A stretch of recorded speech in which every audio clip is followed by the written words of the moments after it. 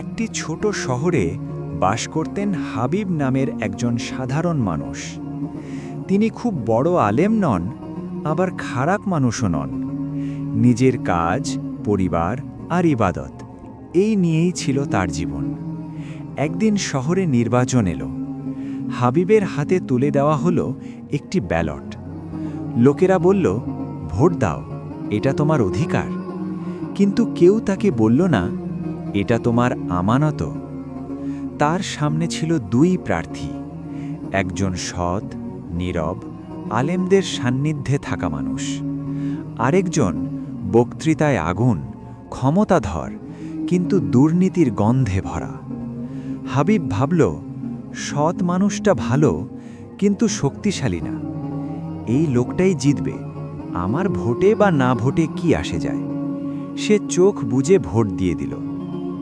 সময় গড়াল।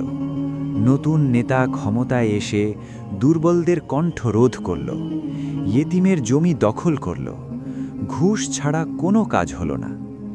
একদিন হাবিব দেখল, তার নিজের ছেলের স্কুলের টাকা দিতে ঘুষ লাগে। তার প্রতিবেশী অন্যায়ের শিকার হয়ে বিচার পায় না। হাবিব দীর্ঘশ্বাস ফেলে বলল, সবই তো ভাগ্য। সেই রাতেই সে স্বপ্ন দেখল, কিয়ামতের ময়দানে সে দাঁড়িয়ে আছে। তার আমলনামা খুলে দেওয়া হলো। হঠাৎ সে দেখল, এমন গুনাহ সেখানে লেখা যা সে নিজে কখনো করেনি। সে কেঁপে কেঁপে বলল, হে আল্লাহ, এগুলো কি?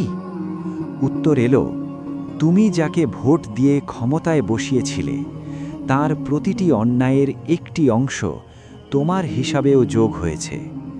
হাবিব কান্নায় ভেঙে পড়ল। ঘুম ভেঙে সে উঠে বসল, কপাল ভেজা, বুক ভারী। সে ফিসফিস করে বলল, একটা ভোট, এত বড় হিসাব? শেষ নসিহত, ভোট শুধু কাগজে দাগ নয়। ভোট মানে কার হাতে আমরা আমাদের সমাজ, সন্তান আর ভবিষ্যৎ তুলে দিচ্ছি। আজ আপনি যাকে বেছে নিচ্ছেন, কাল তার কাজের দায় আপনাকেও বহন করতে হতে পারে। ভোট দেওয়ার আগে ভাবুন, কারণ প্রতিটি আমানতের হিসাব একদিন হবেই। আল্লাহকে ভালোবাসেন?